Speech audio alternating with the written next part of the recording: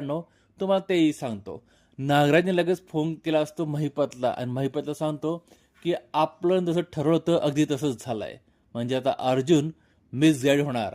म्हणजे मित्रांनो मला वाटतं नागराजने त्या शिपायाला काही पैसे दिले असतील आणि तिथला सायलीचा जुना फोटो काढून कुठल्यातरी दुसऱ्या मुलीचा फोटो लावलाय.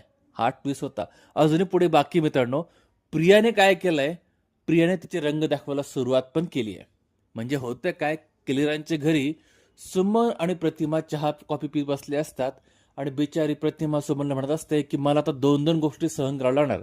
एक म्हणजे रविराजचा राग आणि दुसरा म्हणजे प्रियावर लक्ष ठेवणं, ते पण 24 तास. असं बोलतो बोलतो ती जाते किचनमध्ये, पाठोपाठ जाते सुमन. मग हळूच प्रिया येते खाली आणि प्रतिमाची चहा पिते आणि लगेच प्रतिमा आल्यानंतर ती प्रतिमा बघते की चहा तर गायब झालाय.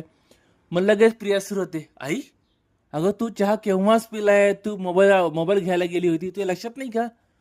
मग तुला प्रतिमा आता शहाणी झालीये. ती म्हणते प्रिया तुझे धंदे बंद कर.